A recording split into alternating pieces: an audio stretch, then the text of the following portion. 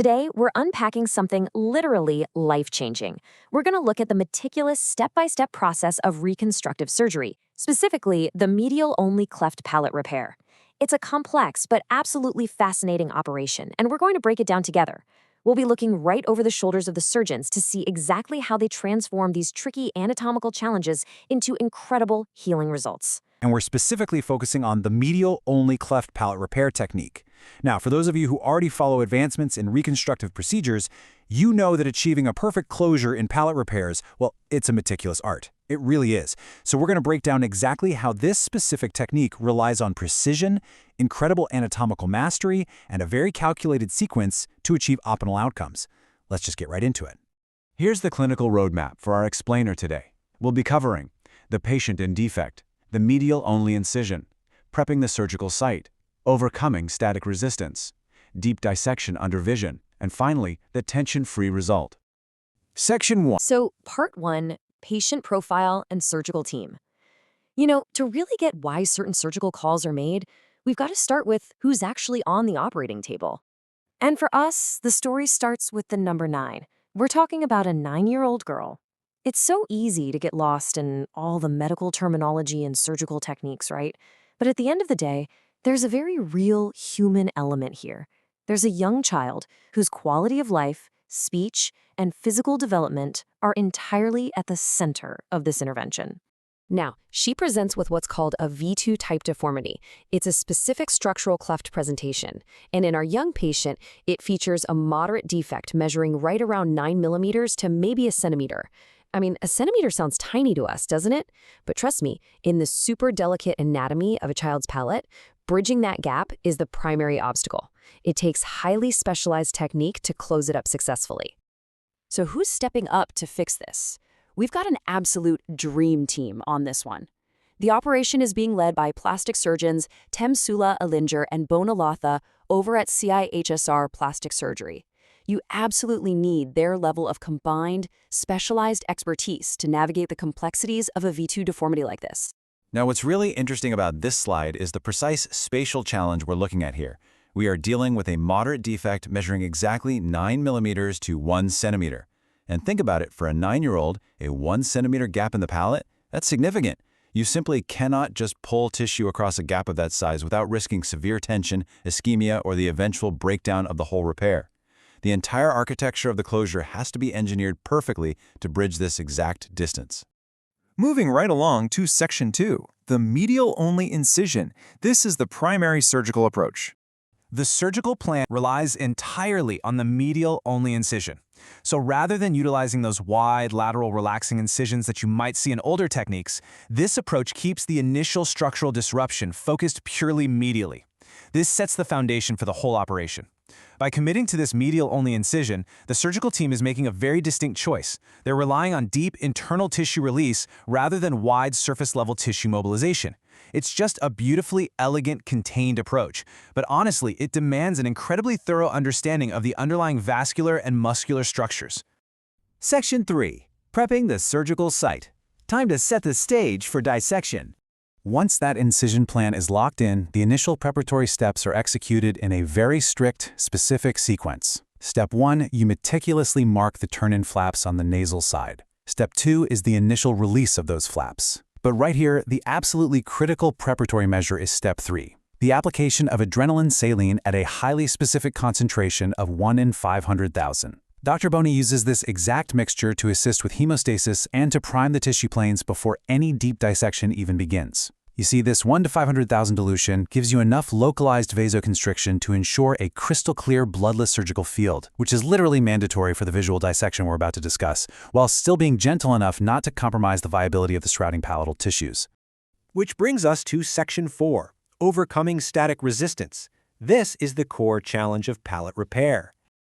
We need to clearly define what we're actually battling here. Static resistance is the natural tension exerted by the surrounding, deep anatomical structures that are essentially holding the palatal tissues right in their original deformed place. In this specific surgical field, those anchors, our primary sources of static resistance, are the posterior spine, the aponeurosis in the tissue surrounding the greater palatine vessel, or GPV. Dr. Bona emphasizes that these exact structures have to be gently, methodically dissected so we can mobilize the flaps across that 1 centimeter gap. To really wrap our heads around this, let's map out these 3 key areas of static resistance and the precise surgical actions required for each one. First up, we have the greater palatine vessel. Now, the anatomical target here isn't the vessel itself, but the ligamentous attachments surrounding it. The action required? Releasing these attachments strictly under vision.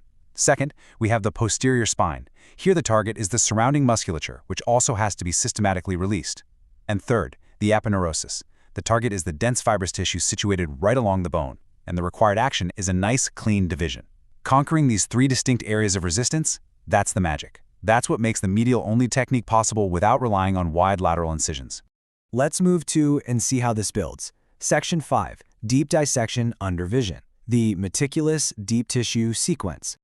We are now navigating deep into the surgical site, and the mechanical steps are highly choreographed. First, the surgical team places the dissector specifically under the mucoperiosteum to create the correct plane.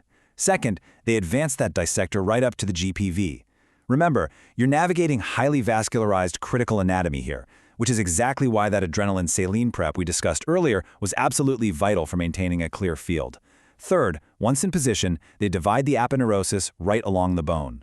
The physical mechanics of placing the dissector under the mucoperiosteum and working right up to those major vessels, it requires an exceptionally steady hand and just immense anatomical confidence. It's under vision, we release all the ligamentous attachments around it. That phrase, under vision, is paramount.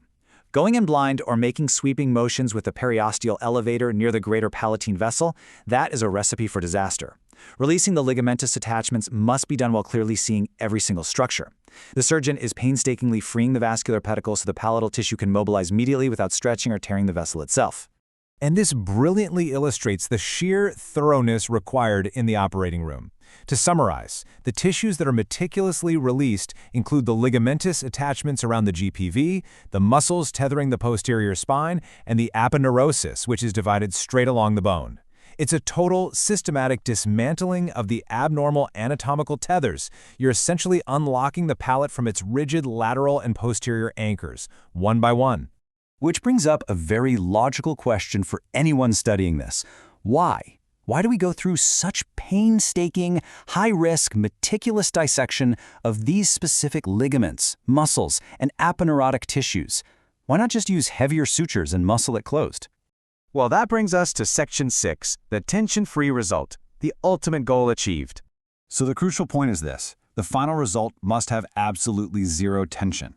If you force tissues across a 9 mm or 1 cm gap without completely neutralizing the static resistance we just mapped out, the tension on the suture line will cause ischemia. The blood supply is going to fail, the tissue will necrose, and the whole repair will break down, leading to a fistula. With its heavy emphasis on deep under-vision release of the GPV, the posterior spine, and the aponeurosis ensures that when those mucosal edges are finally brought together in the midline, they sit flush against each other perfectly naturally. They aren't being dragged, they're resting. A completely tension-free closure is the definitive mark of a successful medial-only repair. This entire surgical approach is just a beautiful example of how deep anatomical understanding allows for less surface-level disruption while achieving vastly superior functional results. And it leaves us with a pretty compelling thought. As surgical techniques continue to evolve, how will this philosophy of precision dissection under vision continue to push the boundaries of what we can achieve, improving long-term patient outcomes even in the absolute most complex anatomical deformities? It's an incredible field. It just perfectly highlights the power of highly targeted, methodical technique, doesn't it? Seeing just how precise you have to be to release the GPV, the aponeurosis, and the posterior spine, well, it leaves us with a pretty fascinating thought.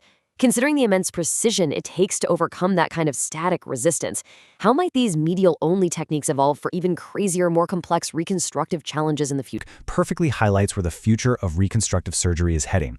Thank you so much for joining me on this explainer, and keep exploring the science. Thanks so much for joining me on this explainer, and keep staying curious. I'll be taking a session on medial-only cleft palate repair. So this is a little girl who is 9 years old with a VO2 type deformity and VPI. Our plan was to do a medial-only incision. It's about 9 millimeters to 1 centimeter. You can see here that we used a medial-only incision. After marking the turn-in flaps on the nasal side, releasing them. We use adrenaline saline 1 in 500,000, and with a gentle dissection of the areas of static resistance that we find around the posterior spine, the aponeurosis, and the GPV, we're able to dissect all the tissues and release them so that there's no tension.